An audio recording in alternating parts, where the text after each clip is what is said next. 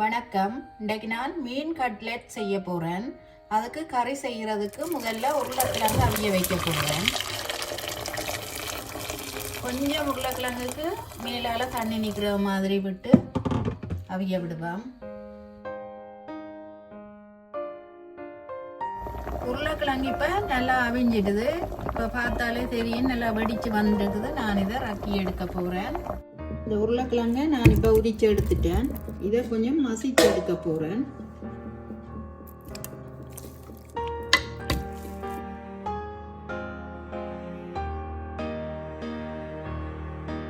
இந்த மசிச்ச உருளைக்கிழங்குக்குள்ள நான் கொஞ்சம் உப்பு சேர்க்க போகிறேன். அதோட கொஞ்சம் மஞ்சள் தூளும் சேர்க்கிறேன்.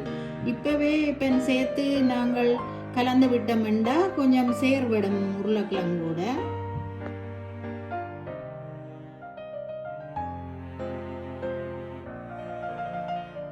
இந்த உருளைக்கிழங்குக்குள்ள உப்பும் மஞ்சள் தூளும் போட்டு கலந்துட்டேன். அதோட 1 டீஸ்பூன் தனி மிளகாய் தூள் போட்டு கலந்து விட போகிறேன்.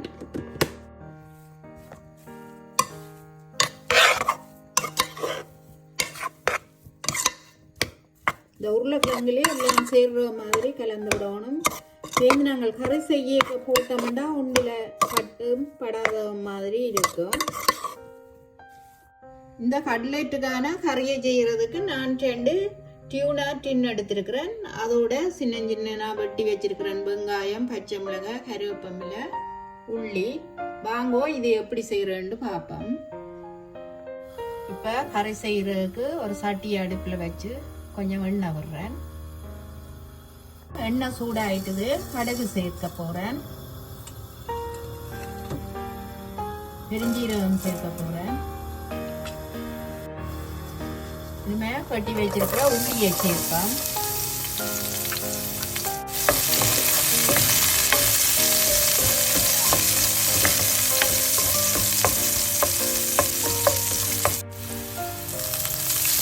என்னன்னா கட்டி வச்சிருக்கிற கருவேப்பிலையை சேர்க்க போகிறேன். இதோட வெங்காயம், பச்சை மிளகாய் சேர்க்கிறேன்.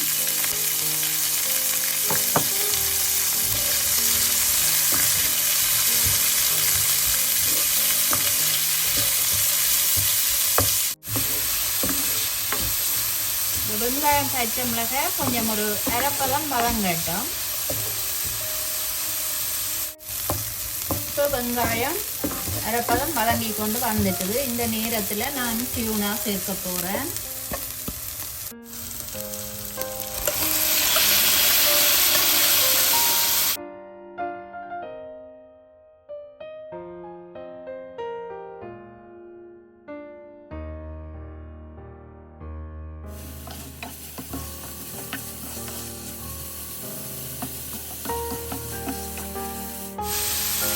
மீன் கலவான உப்பை சேர்ப்போம்.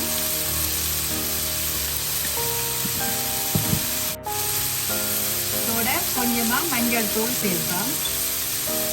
இதோட கொஞ்சம் சீரக பவுடர் சேர்க்கிறேன். போட்டுட்டு கொஞ்ச நேரம் இதை வதங்க விடுவோம். இந்த பச்சை மணம் போகிற அளவுக்கு.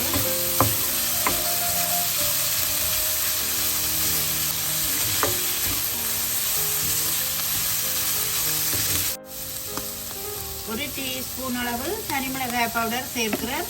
நான் உருளைக்கிழங்குக்குள்ளேயும் சேர்த்த நாடி இது காணும் உரைப்பங்களுக்கு கூட வேணுமெண்டா சேர்க்கலாம்.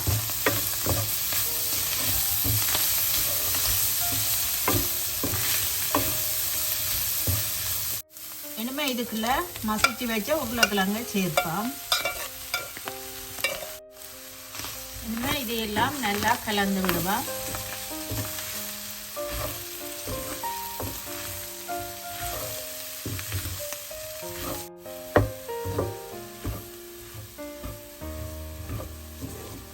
மீனும் உருளைக்கிழங்கும் சேர்ற மாதிரி நல்லா கலந்து விட்டுட்டு நம்ம உப்பு காணுமோன்னு பார்ப்போம்.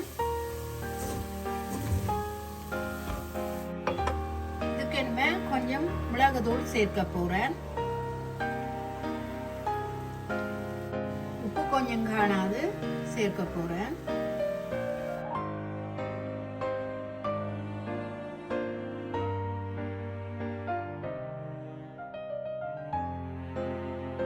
கட்லெட்டுக்கு கறி ரெடி ஆயிட்டுது. நான் இனிமேல் இதை ரக்க போகிறேன்.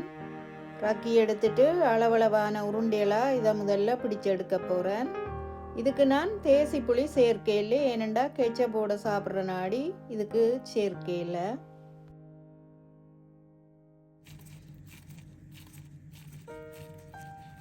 இந்த சைஸில் பிடிச்சு எடுக்க போகிறேன்.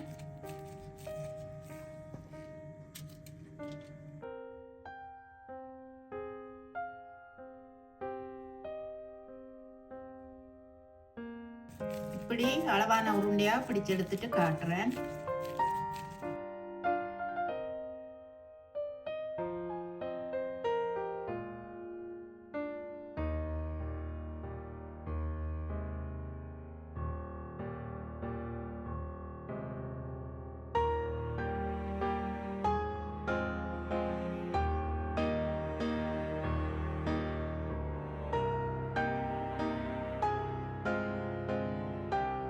நான் இந்த கட்லெட்டை துவைச்செடுக்கிறதுக்கு மாவில் தான் துவைச்செடுக்க போகிறேன். முட்டை நான் சேர்க்கையில், அதனாடி 1 கப் மாவு எடுத்துருக்கிறேன். அதுக்கு கொஞ்சம் உப்பு சேர்க்கிறேன். இப்போ இந்த மாவை கலந்து விட்டுட்டு கொஞ்சம் தண்ணி விட்டு இதை கரைச்சி எடுக்க போகிறேன்.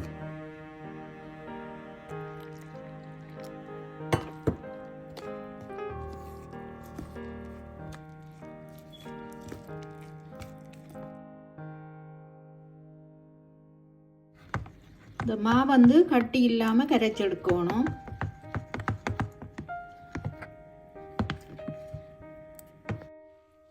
கட்டி இல்லாமல் இந்த மாவை நான் இப்போ கரைச்சி எடுத்துட்டேன். இதுக்கு பதிலாக 2 முட்டையை மடித்து ஊற்றி போட்டு அதில் துவைச்சி எடுத்து செய்யலாம். இந்த உருண்டையை நான் இப்போ மாவில் துவைச்சி எடுக்க போகிறேன்.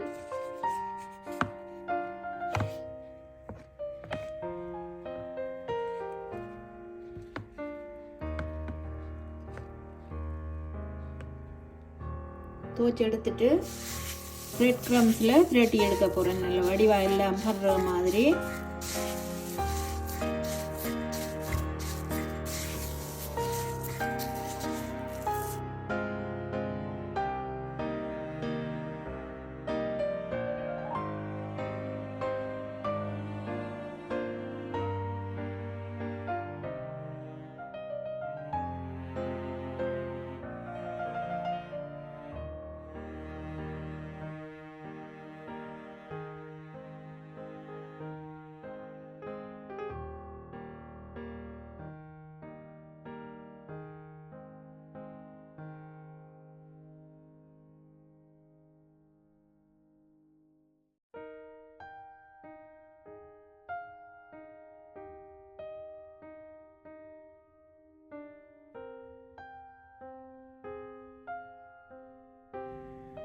நான் இப்போ இந்த உருண்டையெல்லாம் மாவில் துவைச்சி எடுத்து பிரெட் க்ரம்ஸில் பிரட்டி எடுத்து வச்சிருக்கிறேன். இனிமேல் நான் பொரிச்சு எடுக்க போகிறேன். நான் இந்த கட்லெட்டை பொரிச்சு எடுக்கிறதுக்கு ஒரு சட்டி அடுப்பில் வச்சு எண்ணெய் விட்டுருக்கிறேன். எண்ணெய் கொஞ்சம் சூடாகட்டும். இப்போ எண்ணெய் நல்லா கொதிச்சிட்டுது. அடுப்பை மீடியம் ஃப்ளேமில் விட்டு கொண்டு தான் இதை பொரிச்சு எடுக்கணும், இல்லாட்டி டப்பண்டு கறியிடும்.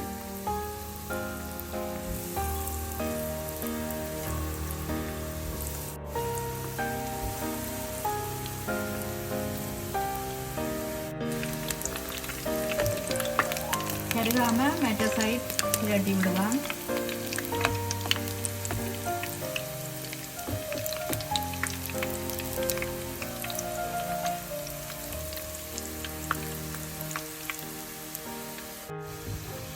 இப்போ கட்லெட் வந்து நல்ல பொன்னிறமாக பொரிஞ்சிட்டுது.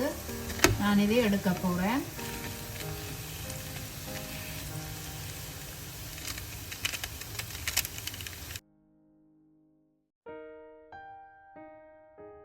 மற்ற கட்லெட்டையும் இதே மாதிரி பொரிச்சு எடுக்க போகிறேன்.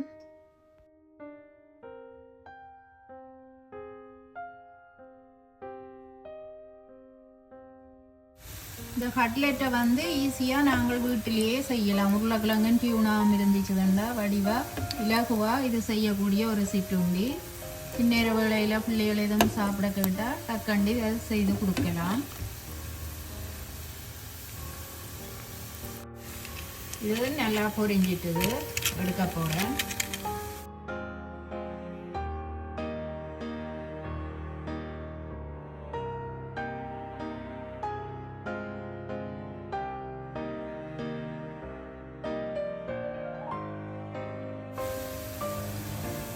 இது நல்லா பொரிஞ்சிட்டது, எடுக்க போகிறேன். ஒரு 2 நிமிஷம் காணும் வடிவா பொரிச்சு எடுக்கிறதுக்கு.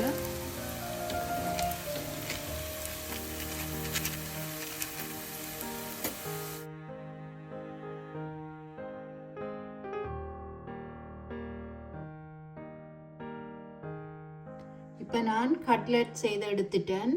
இந்த ரெசிபி உங்களுக்கு பிடிச்சிருந்தா எங்களோட சேனலுக்கு ஆதரவை தாங்கோ. நன்றி.